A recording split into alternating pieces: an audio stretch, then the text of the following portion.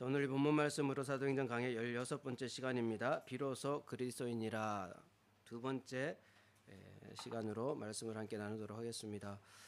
성도는 예수님을 믿고 구원받은 하나님의 백성으로 살아갈 수 있습니다. 한때 또 성령으로 충만하여서 이사와 기적을 경험할 수도 있죠. 그리고 일시적으로 큰 주변에 있는 사람들에게 영향력을 끼칠 수도 있습니다. 그런데 그런 것과 그리스도인이 된다는 것은 다릅니다. 그리스도인이 된다라는 것은 좀 더 중요하고 본질적인 의미가 있습니다. 지난주에도 말씀드린 것처럼 당신이 차고에 들어간다고 해서 자동차가 되는 것은 아닙니다. 그리스도인이 된다는 것은 어떤 교회 일원이 되고 예배에 정기적으로 참석하며 교회 일에 헌신한다고 해서 그리스도인이 되는 것은 아닙니다. 과연 그리스도인이 된다라고 하는 것이 무엇일까? 우리 안디옥 교회에서 비로소 그리스도인이라고 일컬어진 이유, 왜 안디옥 교회가 다른 교회들도 아니고 예루살렘 교회도 아니고 또 그 성령의 충만한 역사들을 경험한 그런 제자들 그룹도 아니고 뭐 고넬료와 같은 구제와 또 섬김의 일을 열심히 했던 그런 고넬료 가족도 아니고 왜 하필이면 안디옥 교회 성도들이 비로소는 최초로라는 의미입니다. 최초로. 그러니까 최초로 그리스도인이라 일컬어졌을까?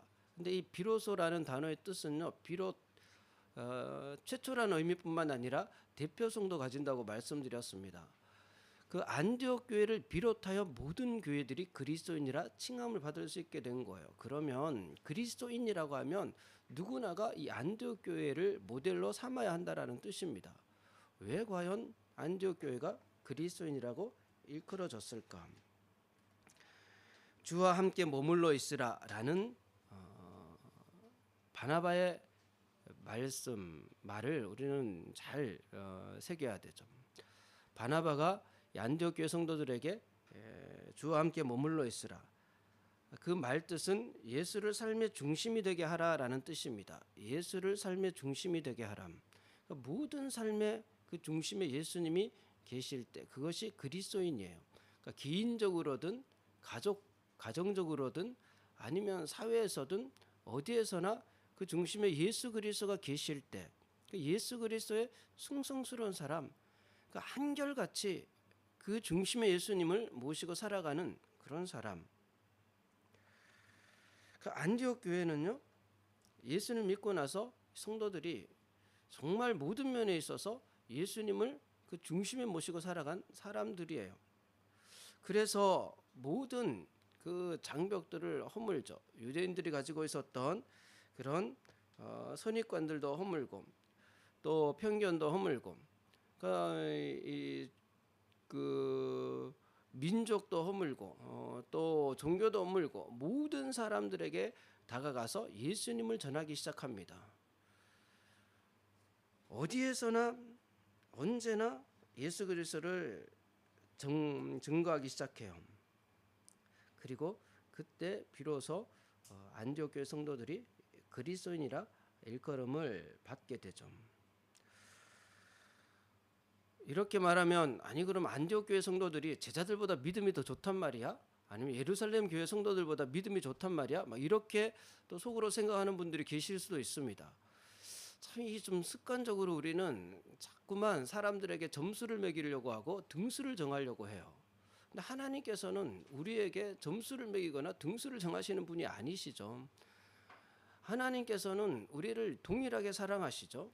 동일하게 우리를 존귀하게 여기십니다. 하나님께서 뭐 아브라함과 다윗과 모세와 아니면은 사도 바울 쭉 한 줄로 세워서 그리고 나라는 사람도 그럼 등수를 정해서 누가 1번이고 2등이고 3등이고 그러시는 분이 아니세요.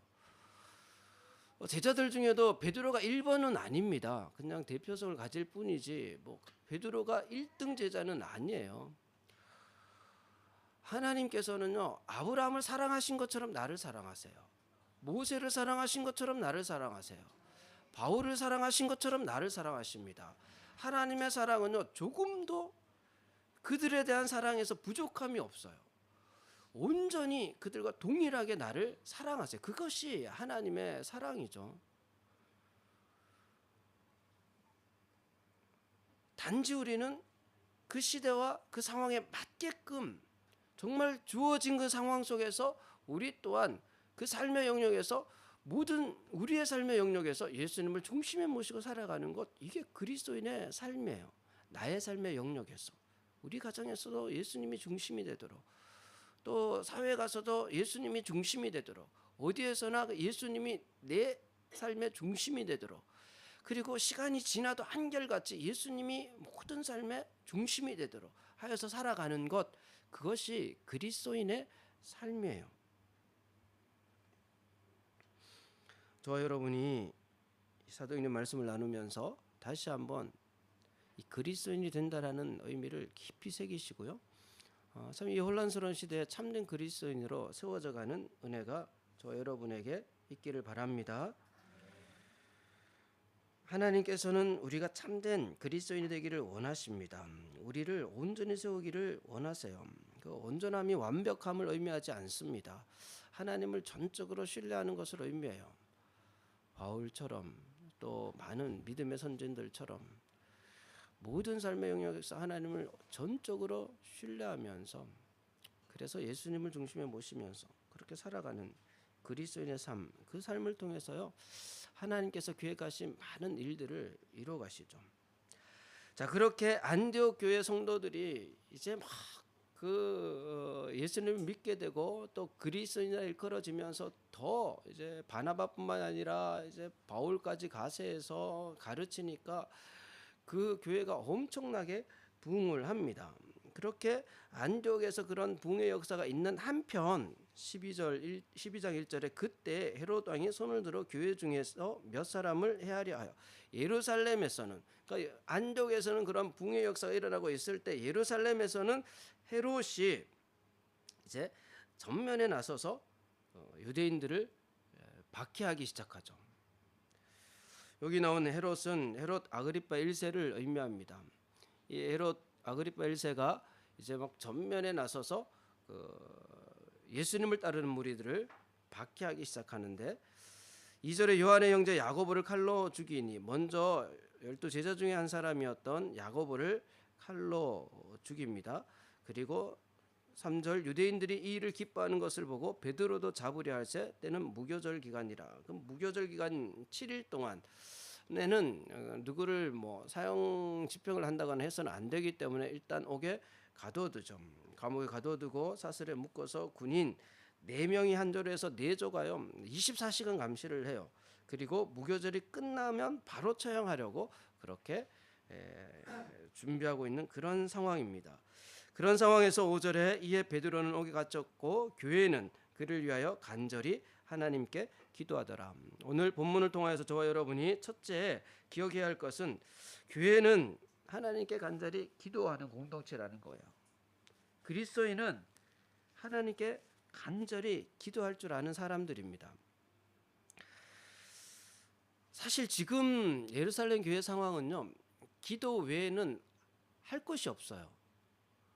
뭐 헤롯을 대항해서 뭐 어떻게 저항해서 뭐 저항 운동을 할 수 있는 그런 상황도 아닙니다. 이미 8장에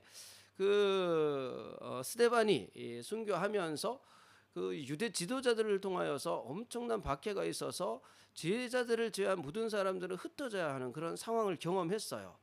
근데 유대 지도자들, 대제사장이라든지 바리새파의 지도자들, 그들이 예수님을 따르는 무리들을 막 탄압을 했단 말이죠. 그런데 지금은 이제 헤롯이 전면에 나서서 이제 박해하기 시작합니다. 차원이 달라요. 좀 나중에 다시 설명드리겠지만요, 이 헤롯이 전면에 나서서 박해한다라는 것은요, 이 유대 지도자들이 박해하는 것과는 차원이 다른 거예요. 그러니까 이제는 뭐 어디 피할 곳도 없고 도망갈 곳도 없고, 이제 교회는 하나님 앞에 엎드려서 기도할 수밖에 없는 상황이에요. 때로는 하나님께서 우리를 그런 기도의 골방으로 집어넣으실 때가 있습니다. 기도 외에는 다른 방법이 없다고 여기는 그런 상황에 두실 때가 있어요. 왜냐하면 다른 방법이 있으면 기도하지 않고 자꾸만 사람들이, 성도들이 다른 방법을 찾아요. 하나님을 의지하기보다는 자꾸만 인간적인 해결 방법들을 찾습니다.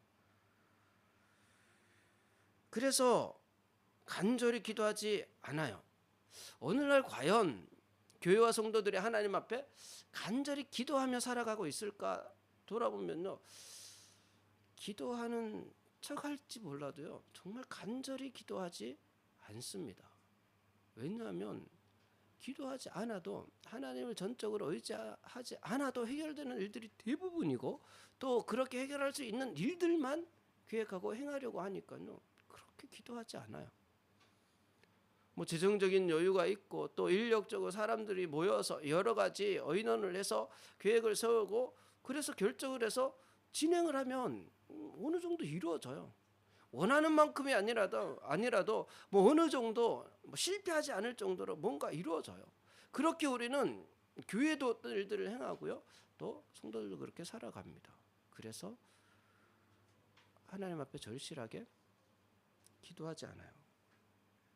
이 간절히라는 단어는요, 불변에 끊임없이 계속되다, 이런 의미를 가지고 있습니다.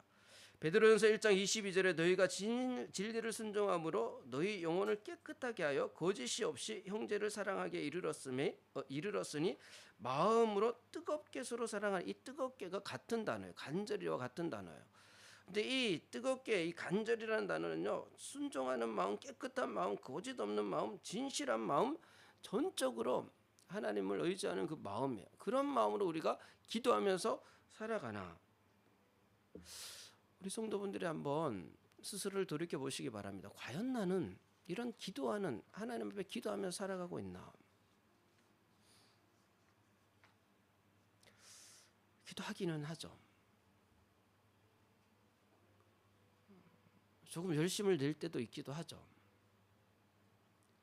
그러나 우리는 정말 하나님 앞에 전적으로 절실하게 기도하지는 않아요. 왜냐하면 오늘날 우리는 너무나 풍족한 환경에서 살아가기 때문에 그렇습니다. 굳이 기도하지 않고, 굳이 성령을 의지하지 않아도, 하나님 앞에 절실하게 매달리지 않아도 어느 정도 해결들이 되니까요. 그렇다고 정말 기도하지 않아도 될까? 우리 성도분들이 한번 생각해 보세요. 자신의 삶이 그 정도로 만족하세요? 아니면은 가정이나 교회는 뭐 이 정도면 괜찮은가요? 하나님께서 과연 우리를 통하여서 뜻하신 바가 있을 텐데, 그 하나님의 마음, 나를 통해서 이루시기를 원하시는 하나님 뜻이 분명히 있을 텐데, 동경아합회 기독교회를 통해서 하나님께서 이루시기를 원하시는 그 뜻이 반드시 있을 텐데, 근데 이 정도 괜찮을까요? 하나님 앞에 막 간절히 매달리지 않고도 뭐 이 정도에 만족하면서 생활할 수 있을까요?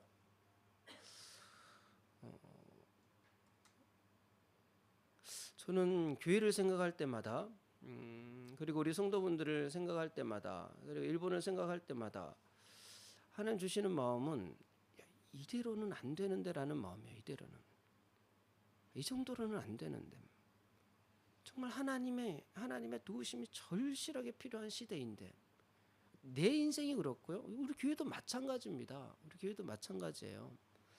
정말 하나님의 도우심이 없이는 우리는 살아갈 수 없는 존재들이에요. 그냥 이 정도의 삶을 하기 위해서가 아니라 하나님의 뜻을 이루기 위해서요. 하나님의 그 계획들을 이루기 위해서요. 하나님 앞에 막 간절하게 엎드려서 기도하지 않으면 안 된다라는 마음을 주세요. 예수님께서 십자가를 앞두고 겟세마네 동산에서 기도하시죠. 누가복음 22장 44절, 예수께서 힘쓰고 애써 더욱 간절히 기도하시니 땀이 땅에 떨어지는 핏방울 같이 되었더라. 예수님께서 힘쓰고 애써 간절히 기도하는 이 모습을 제자들이 봤어요. 힘쓰고 애써 간절히, 땀이 마치 핏방울처럼. 그러니까 이 말씀을 요즘 많이 묵상합니다. 제자들이 분명히 봤을 텐데 정말 봤을까라는 생각을 하게 돼요. 정말 예수님이 저만치 한 10여 미터 떨어진 곳에서 기도하실 때, 밤이잖아요. 자정 가까이 됐을 때 예수님 기도하시는구나 어렴풋이 알지만 그 땀방울이 떨어지는데 마치 핏방울처럼 묵상하다가, 제가 아주 어릴 때 시골에서 신앙생활을 했거든요. 정말 그 시골입니다. 그때는 뭐 공기도 지금보다는 좋았던 것 같아요. 한 40년, 30년 전이니까요. 근데 막 중고등부 교회를, 그때는 중고등부 모임을 토요일 했어요. 토요일 밤에 모였어요. 밤에 모임이 끝나면 이제 그 교회가 뭐 중고등부 아이들이 막 여기저기 흩어져 사는 애들이 모이니까 시골에서 끝나면은 이제 밤 9시 10시 되면은 이제 집에 가는데 꽤 멀어요. 뭐 먼 애들은 한 2km 정도, 3km 정도 먼 곳에서 오는 애들도 있고, 그 여자애들은 이제 가기가 무서우니까 이제 데려다 줘야 되잖아요. 한 날은 끝나고 한 9시가 넘어서 이렇게 이제 바래다 주는데 한 서너 명이 이렇게 옹기종기 모여서 가는데 막 저기 한 100여 미터 뒤에서 뭐 어떤 그림자가 보이는 거예요. 누가 뒤에 누가 따라와. 막 그 시골길이니까 불빛도 없거든요. 그러니까 막 갑자기 그러니까 다들 이렇게 뒤로 돌아보는데 정말 보고 따라오는 거예요. 그래서 한 애가 막 발걸음이 막 빨라져요. 막 그러니까 같이 이렇게 막 빨라지는 거죠. 그래서 막 뛰다시피 마지막에는 막 도망치다시피 이렇게 갔어요. 가서 이제 겨우 이제 친구 집에 도착해서, 친구 집에는 불빛이 있으니까 한참을 기다리니까 한 아저씨가 막 쫓아오는 거예요. 야, 니네들 왜 그렇게 도망가냐라고 하면서. 그러니까 우리 한 100여 미터 뒤에 따라온 사람이 그 그림자가 보이더라고요. 밝을 때 얼마든지 보이는구나라는.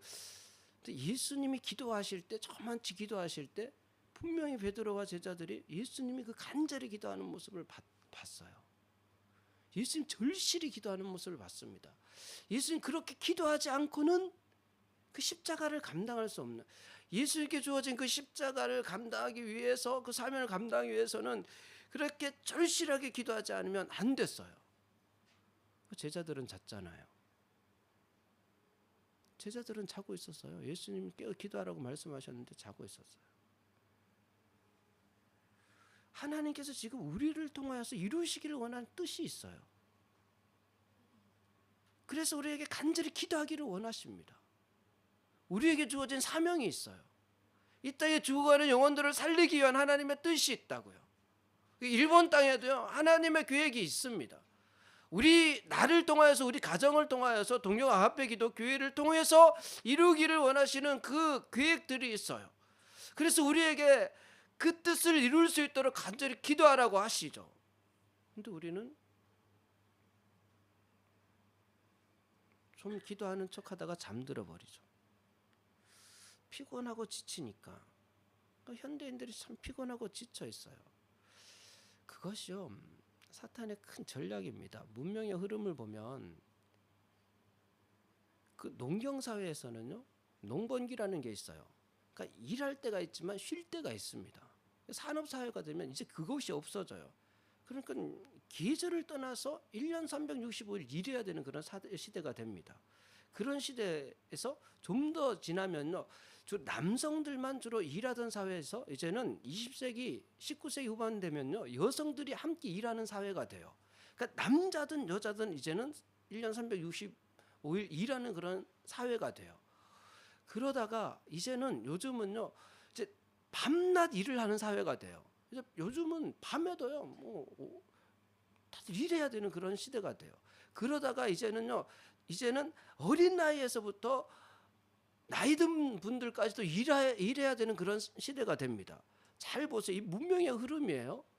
농경사회, 산업사회에서 점점 사람들이 정신없이 바쁘도록, 지치도록 만드는 시대가 돼요. 앞으로 점점 더 그렇게 될 거예요.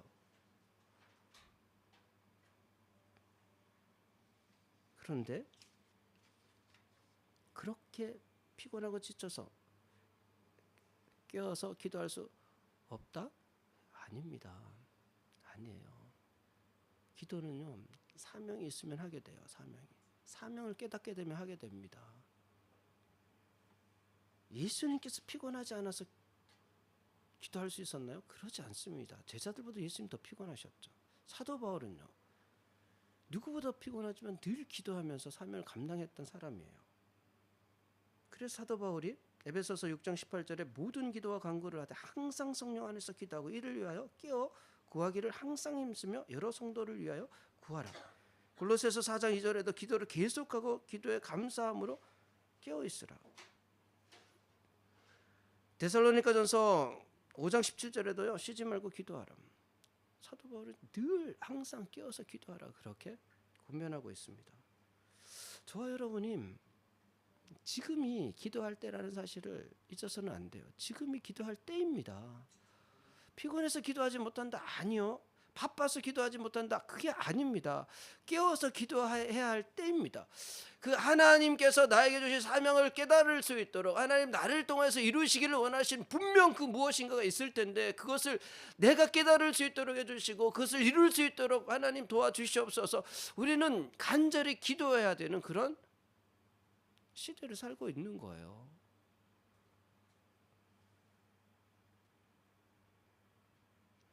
그리스도인은 기도하는 사람입니다. 기도하는 사람. 저와 여러분이 정말 깨어 기도하는 참된 그리스도인이 되기를 바랍니다. 자, 그렇게 교회가 절실하게 하나님께 기도하고 있을 때 하나님께서 간섭하기 시작하시죠. 역사하시기 시작하시죠. 6절에 헤롯이 잡아내려고 하는 그 전날 밤에, 그건 무교절이 이제 하루 남은 7일 중에서 하루 남은 그 다음 날이면 이제 무교절이 끝나니까 이제 베드로를 처형하겠다고 정해둔 거예요. 그 전날 밤에 베드로가 두 군인 틈에서 두 쇠사슬에 매어 누워 자는데 파수꾼들이 문 밖에서 옥을 지키더라. 그 철저하게 지키고 있을 그때 7절 호련히 주의 사자가 나타나며 옥중에 광채가 빛나며 또 베드로의 옆구리를 쳐 깨워 이르되 급히 일어나라 하니 쇠사슬이 그 손에서 벗어지더라. 천사가 이르되 띠를 띠고 신을 신으라거늘 베드로가 그대로 하니 천사가 또 이르되 겉옷을 입고 따라오라 한대. 이 장면을 묵상하면서 참 베드로가 어떤 마음으로 이렇게 자고 있었을까. 다음 날이 자기의 처형, 자기가 이제 죽는 날이에요. 죽음을 앞두고 있습니다. 근데 지금 베드로의 모습을 한번 보세요. 겉옷을 벗어 제치고, 뭐 허리띠도 다 풀어 헤치고, 그죠? 신발도 다 벗어 놓고, 누구보다도 지금 팔자 좋게 지금 누워 있는 거예요. 누워 있는 거. 그 많은 학자분들이 베드로가 하나님을 전적으로 신뢰하면서 그렇게 평안하게 감옥에서 있었다 이렇게 해석하는 분들이 좀 많은 것 같아요. 저는 묵상하면서 과연 그럴까? 지금 베드로가 팔자 좋게 평안하게 이렇게 누워 있을까? 막 진짜 겉옷 벗어 제치고 막 허리띠 다 풀어 헤치고 신발도 다 벗어 놓고 이렇게 잠도요 그냥 깊이 들었어요. 깊이. 그래서 옆구리를 맞춰서 깨우지 않으면 안 될 정도로 깊이 잠들어 있는 거예요. 베드로가 하나님을 전적으로 신뢰하면서 평안하게 그렇게 있었다기보다는 오히려 이제는 포기하고 이제 내일이면 처형당하니까 야고보도 이미 순교를 당했고 이제 내 차례인가 보다 하고 이제 포기하고 이러고 있었지 않을까라는 생각도 얼핏 해요. 다음 구절을 보시기 바랍니다. 자, 베드로가 나와서 따라가서 천사가 하는 것을 생시인 줄 알지 못하고 환상을 보는가 하는지라. 이에 첫째와 둘째 파수 그렇게 해서 벗어나요. 11절에 이에 베드로가 정신이 들어 이르되 내가 이제야 참으로 주께서, 이때 깨달은 이제야 참으로 주께서 그의 천사를 보내어 나를 헤롯의 손과 유대 백성의 모든 기대에서 벗어나게 하신 줄 알겠노라. 벗어날 수 없다고 생각했어요. 베드로는. 헤롯의 손에서 더 이상 벗어날 수 없구나. 지금 이 상황, 야고보도 순교를 당했고 철저하게 지금 이제 갇혀 있는 상황에서 이제 다 내일이면은 처형을 당해야 되는데 이 헤롯의 손에서 더 이상 벗어날 수 없다. 유대인들의 그 기대에서 벗어날 수 없다라고 생각하고 있었는데 하나님께서 벗어나게 해주신 거예요. 오늘 본문에서 두 번째 저와 여러분이 깨달아야 할 것은 그리스도인은요 헤롯의 손과 유대 백성의 기대에서 벗어나야 한다는 겁니다. 거기에 매여 있어서는 안 된다는 거예요. 헤롯의 손에 유대인의 기대들에 매여 있어서는 안 된다는 겁니다. 헤롯의 손이 의미하는 것은 세상의 권력입니다. 헤롯은 좀 전에 말씀드린 것처럼 아그리파 1세인데요. BC 7세기에 아버지가 처형을 당해요. 처형을 당하면서 어머니가 로마로 보내서 자라도록 합니다.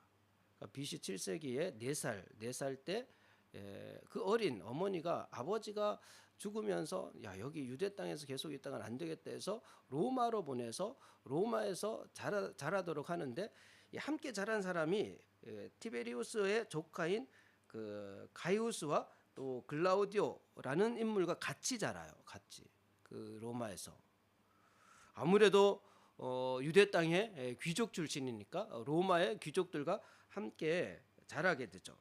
근데 AD 37년에 이 가이우스가 로마의 황제가 됩니다. 황제가 되면서 자기랑 함께 자랐던 이 헤롯을 시리아 땅, 수리아 땅 그 남쪽을 통치할 수 있는 황제로 세워져요. 세워져서 이제 수리아 남쪽 지역을 이렇게 다스리게 돼요. 그러다가 4년 후에 이제 AD 41년에 이 가이우스가 암살을 당하는데 암살을 당하면서 글라우디오가 황제가 됩니다. 11장 29절에 나와 있는 이 글라우디오라는 인물이죠. 이 황제가 돼요. 근데 이 글라우디오도 헤롯과 같이 자란 사람이에요. 공교롭게 이 3대 4대 황제가 다 헤롯의 친구들이었어요. 친구들. 그러니까 이 글라우디오가 황제가 되면서 이 헤롯에게 이 수리아 남쪽 지역만 아니라 유대 땅까지 다 너가 다스려라 이렇게 준 거예요. 그러니까 이제 헤롯은 이 수리아 남단은 그 갈릴리 북단입니다. 그 갈릴리 북단에서부터 시작해서 이 유대 남쪽까지 전 지역을 다 이제 헤롯이 다스리게 돼요. 근데 당시 그 지역을 다스리던 사람은 로마의 총독이죠. 로마의 총독을 통해서 다스리게 했어요. 그런데 이 헤롯은 황제의 친구이다 보니까 오히려 이 총독들보다 더 큰 권한을 가지고 그 땅을 다스려왔던 인물이에요. 그러니까 지금 헤롯이 유대 땅에서는 지금 그 권력의 정점에 이르렀을 때요. 뭐 최고의 권력을 가지고 지금 이 땅을 다스리고 있을 때예요. 그러니까 이제 뭐 교회가 더 이상 벗어날 방법이 없다. 베드로도 그런 헤롯에 의해서 지금 감옥에 갇혀 있는 거예요. 그 감옥에 갇혀서 철저하게 감시를 당하고 있고 이제 다음 날이면 처형을 당하게 되는 그런 상황이죠. 그러니까 여기에서 벗어날 수 없다라고 여겼는데 하나님께서 헤롯의 손에서 벗어나도록 하신 거죠. 사람들은 우리가 예수 그리스도를 믿지만요. 예수 그리스도를 믿으면서도 세상 권력에 종속되어서 살아가는 경우들이 많습니다. 세상의 힘에 종속되어서 살아가는 성도들이 많아요. 거기에서 벗어날 수 없다라고 여기면 살아가는 사람들이 많습니다. 세상 권세라고 하면요, 뭐 권력도 될 수 있겠지만 뭐 재물도 될 수가 있고요. 세상적인 힘, 그 세상적인 힘에서 벗어날 수 없다라고 여기면 살아가는 세상의 힘에 종속되어서 살아가는 사람들이 많아요. 예수님을 믿고도 세상에 종속되어서 살아가는 사람들.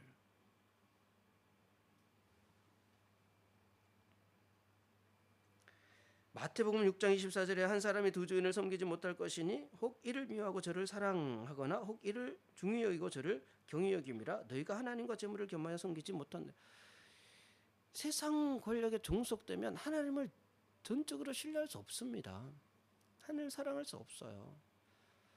세상을 두려워하면 우리는 하나님을 전적으로 신뢰할 수 없게 됩니다. 대부분 성도들이 가지고 있는 불안과 근심과 걱정과 두려움들 어디서 오냐면 세상으로부터 오는 것들이에요. 세상으로부터 와요. 하나님을 전적으로 신뢰한다고 하면서 우리는 불안하기도 하고 두려워하기도 하고 그러면서 살아요. 많은 성도들이 그렇게 살아요. 왜요? 세상의 힘에 종속되어서 살아가니까. 거기서 벗어날 수 없다고 여기면 살아가니까요. 하나님께서 이 사건을 통해서 그것을 헤롯의 손에서 벗어나도록, 그리스도인은요 세상에 종속되어서 살아가는 존재들이 아닙니다. 세상 힘이 우리를 어찌할 수 없어요. 아무리 세상에 어떤 권력을 가진 사람이 우리를 위협하는데 그것 우리의 생명을 해할 수 없습니다. 이 사실을 정말 굳게 믿는 저와 여러분이 되기를 바랍니다. 세상에 종속되지 않고요 하나님을 전적으로 신뢰하며 살아가는 그런 은혜가 저와 여러분에게 있기를 바라요. 그것이 그리스도인이에요. 그리스도인. 그리고 베드로가 또 하나 깨달은 것은 11절에 헤롯의 손과 유대 백성의 모든 기대에서, 유대 백성들의 모든 기대는 세상 사람들의 생각과 평가를 의미해요. 세상 사람들의 생각과 평가. 자, 십자가에 죽으신 예수님께서 부활하셔서 이제 이 제자들 가운데 함께 하신다는 것이 막 드러나게 돼요. 그래서 이 제자들이 있는 곳곳에 성령의 능력들이 나타나게 돼요. 여러 가지 이적과 기사들이 나타나게 돼요. 예수님이 십자가에 죽은 줄 알았는데, 예수님이 십자가에서 죽어서 이제 그것으로 끝난 줄 알았는데, 이 제자들이 이제는 막 더 열심으로 예수님이 살아계시다는 것을, 예수님 부활하셨다, 예수님 살아계신다 막 증거해요. 그럼 막 이적과 기사들이 나타나요. 예루살렘뿐만 아니라 여기저기서 그런 능력들이 막 나타나요. 그러니까 유대인들이 그것을 박해하기 시작하죠. 헤롯도 그렇게 시작해요. 그들의 생각은, 그들의 기대는 야고보를 죽이고 베드로를 죽이면 예수도 죽겠지. 최종 목적은 예수 죽이기입니다. 예수님을 죽이는 거예요. 예수님을 따르는 무리들을 박해해서 어렵게 해서 고난을 주어서 그렇게 막 위협해도 안 돼. 그 야고보를 죽이면, 베드로를 죽이면 이제는 더 이상 예수님 살아계신다라고 말 못하겠지. 최종적인 목적은요 예수님을 죽이는 거예요. 이게 세상의 문화죠. 세상의 문화. 요한복음 15장 18절, 세상이 너희를 미워하면 너희보다 먼저 나를 미워한 줄을 알라. 너희가 세상에 속하였으면 세상이 자기의 것을 사랑할 것이나 너희는 세상에 속한 자가 아니요 도리어 내가 너희를 세상에서 택하였기 때문에 세상이 너희를 미워하느니라. 참된 그리스도인으로 살아가고자 하면 세상은 우리를 미워해요. 교회를 잔멸하여서 예수를 죽이기를 원하는 것이 유대 백성들의 모든 기대입니다. 그리고 세상의 기대이기도 해요. 그래서 그리스도인들이 점점 위축되도록 만들어요. 세상은. 그래서 예수님을 따르는 사람들도 자꾸만 세상의 평가와 세상의 생각에 종속되도록 만들어요. 그 대표적인 나라가 일본입니다. 일본 정서를 대표하는 단어 좀 기억하시면 좋을 것 같아요. 일본을 대표하는, 일본 사람들의 정서를 대표하는 단어가 뭐가 있습니까?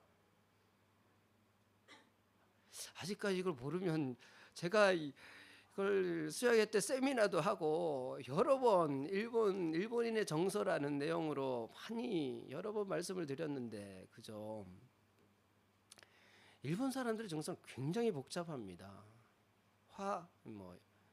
야마토라는 단어도 있을 수 있고요. 혼내 다떼마 이런 단어가 있을 수도 있고요. 무시도라고 해서 무사도라고, 그리고 기리라는 문화도 있기도 하고요. 그리고 우찌또 소또, 그 내외를 구분하는 그런 것도 있을 수도 있고요. 다양합니다. 그런데 가장 대표적인 그 히도츠바시의 그 총장을 지냈던 아베 준야라는 교수님이 독일에서 오랫동안 일본 사람들의 정서에 대해서 연구를 하고, 그래서 결론적으로 일본 사람들이 가지고 있는 독특한 정서를 귀속의식으로 정의를 내립니다. 귀속의식. 어떤 공동체에 귀속되는, 속해서 살아가는, 그래서 끊임없이 주위를 살피면서 주변 사람들의 정서에 맞춰서 살아가야 하는 그런 거예요. 그러니까 세켄이라는 단어가 있죠. 일본 사람들은 거의 대부분 일본 사람들은 예수를 믿지만 세켄이 시바와레테, 그러니까 세상 사람들의 시선에 묶여서 살아갑니다. 그러니까 매와 같겠자 있게나 해서 복음도 전하지 않게 되는 거예요. 수많은 예수님을 믿는 성도들도요, 자꾸만 세상 생각과 또 세상 평가에 종속되어서 살아가요. 사람들이 나를 어떻게 평가할까? 사람들로부터 좋은 평가를 받기 위해서. 그것이 어느새 우리 몸에 배어 있어요. 그러면 결국은요, 그 속에 성령의 능력을 우리 경험할 수가 없어요. 끊임없이 성령께서 우리를 어떤 방법으로 사용하실지, 그 세상의 시선으로부터 우리는 좀 벗어날 필요가 있습니다. 세상의 평가와 그 생각으로부터 벗어나야 돼요. 세상 사람들이 나를 어떻게 생각할까? 세상 사람들이 나를 어떻게 평가할까? 늘 주변에서 나를 어떻게 평가할까? 나를 어떻게 생각할까? 우리는 거기에 매여서 그리스도인으로서 내가 지금 어떤 삶을 살아야 할지, 그것보다 그게 더 두려운 거예요. 그들은.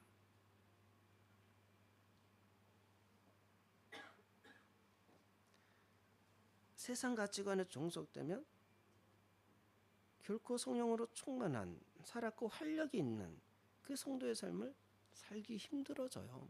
그걸 보여주는 대표적인 것이 일본 교계입니다. 일본 교계. 제가 지난주 이제 한국에 가서 이한영 교수님을 잠깐 만나서 23일 있는 집회도 있고 하니까요.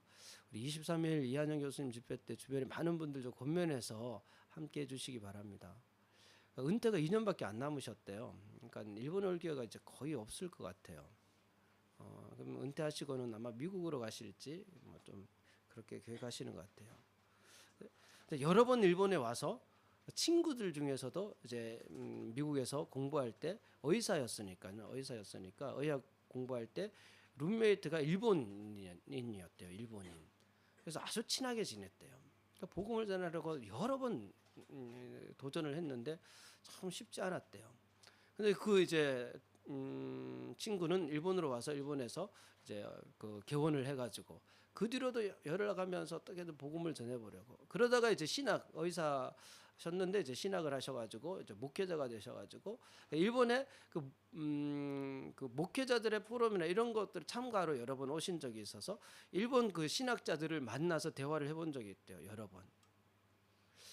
근데 그러면서 이제 그분이 하시는 말씀이, 야, 일본은 제가 일본 신학자들 만나서 여러 번 만나서 이야기를 해보니까요, 거의 불가능할 것 같습니다. 거의 일본 사람들 신학자들의 그 정서가 성경적이지 않고요. 근데 우리는 의외로 많은 성도들이 세상 사람들의 생각과 그 시선에 종속되어서 살아가요. 근데 베드로가 깨달은 것은, 이제야 참으로 주께서 그의 천사를 보내어 나를 헤롯의 손과 유대 백성의 모든 기대에서 벗어나게 하신 줄을 알겠노라. 벗어나게. 이렇게 벗어나서 이제 베드로는 이곳을 예루살렘을 떠나서 비로소 베드로가요, 이 사건 이후에 베드로가 유대 땅을 떠나서 소아시아 북부 지역까지 가서 복음을 전하게 돼요. 사도 바울이 2차 전도 여행 때 성령께서 아시아의 복음을 전하는 것을 막으시고 마케도냐로 이끄시잖아요. 왜냐하면 이 아시아 지역은 베드로와 몇몇 제자들이 이미 거기서 복음을 전하고 있기 때문에 하나님께서 그걸 막으신 거예요. 이쪽으로 보내신 거거든요. 이때 비로소 베드로가 그 전까지는 유대 땅을 벗어나지 못했어요. 유대인들의 그 기대, 유대인들의 그 생각, 유대인들의 그 정세에 매여 있을 때 베드로는 유대 땅을 떠나지 못했어요. 그런데 이후로 베드로는 그 땅을 벗어나게 되죠. 저와 여러분이 헤롯의 손과 또 유대 백성의 모든 기대, 세상의 권력에 종속되어서는 안 되고 세상 사람들의 시선에 종속되어서는 안 됩니다. 그리스도인은 그것을 벗어나서 어디에서나 복음을 전하는 그런 존재들이에요. 그런 삶을 사는 저와 여러분이 되기를 바랍니다. 결국 헤롯은 12장 20절에서 24절까지 헤롯에 대한 이야기가 또 나와요. 그러니까 헤롯이 두로와 시돈, 그러니까 헤롯의 권력이 권세가 얼마나 대단했냐면요, 그 두로와 시돈 사람들도 벌벌 떨고 조금 좀 헤롯의 마음을 불편하게 하면, 그 사실 다윗 때부터 이 무역을 해오던 나라가 두로와 시돈인데 헤롯 때 뭔가 헤롯 마음을 불편하게 만들어서 그 무역이 끊어지게 되고, 그래서 막 뇌물을 줬던지 어떻게 해서 이제 헤롯의 그 신하들의 마음을 돌려서 다시 이제 평화 조약을 맺으려고 막 그렇게, 마침 이 가이사랴에 있을 때 가이사랴에 축제일이 있습니다. 그때 이제 헤롯이 거기서 연설을 하는 그 상황 속에서 막 그 두로와 시돈에서 온 그 사절단들이 막 그 사람들을 부추겨서 헤롯을 막 찬양하도록 만들어요. 근데 막 그때 헤롯이 좀 권력의 정점에서 마치 자기가 신인 양 그렇게 하죠. 근데 그때 결국은 벌레에 먹혀 죽으니. 기록에 의하면 헤롯은 창자에 극심한 고통을 느끼기 시작했고, 그 고통은 순식간에 점점 더해져서 복통으로 5일간을 계속해서 고통스러워하다가 죽었다, 이렇게 기록하고 있습니다. 그때 나이가 54세이고요. 그 왕이 된 지 7년째 되던 때입니다. 7년. 겨우 7년. 그 권력의 정점에 있다가 순식간에 죽게 되죠. 그런데 24절 하나님의 말씀은 흥황하여 더하더라. 사도행전 말씀을 잘 묵상하면 여러 사건들이 기록되어져 있는데 마지막에는 항상 하나님의 말씀이 흥황하는 거예요. 흥황하는 것. 저와 여러분이 오늘 본문을 통하여서 다시 한번 그리스도인이 무엇인지 마음에 새기시기를 바랍니다. 그리스도인이 된다라는 것, 그것은요, 우리 모든 삶의 중심에 예수 그님을 모시고 사는 거예요. 예수님을 모시고 사는 거. 가정에서도 그리스도인으로 살아야죠. 예수님 중심에 모시고 살아야죠. 그러면요, 정말 이 가정이, 내가 아내를 대하는, 아내가 남편을 대하는, 자녀를 대하는 태도가 달라져요. 예수님 중심에 계시면. 직장에서도요, 어디에서나. 그리스도인은 세상 권력에 종속되는 존재가 아닙니다. 세상 가치관에 종속되는 존재가 아니에요. 그것을 초월하여서, 그것에서 벗어나서 어디에서나 예수 그리스도를 증거할 수 있는 삶, 그 삶을 사는 것이 그리스도인이에요. 그런 참된 그리스도인을 통하여서 하나님의 말씀이 점점 흥황하여 가는 거예요. 확장되어져 가는 거예요. 동경 앞에 기독교회는 참된 그리스도인의 공동체로 세워져 가는 은혜가 있기를 바랍니다. 하나님 아버지 감사합니다. 오늘도 사도행전 말씀을 함께 나눕니다. 주님, 저희가 참된 그리스도인으로 세워져 가기를 원합니다. 무엇에도 매이지 않는, 정말 예수 그리스도를 중심에 모시고 진리가 주는 그 자유함 가운데 어떤 상황 속에서도 무엇도 두려워하지 않고 예수 그리스도를 증거할 수 있는 삶, 그런 삶을 일평생 살 수 있는 은혜를 저에게 허락하여 주시옵소서. 주님께서 우리와 함께 하심을 믿습니다. 감사드리며 모든 것을 예수님의 이름으로 기도드립니다. 아멘. 다 같이 자리에서 일어서 주시기 바랍니다.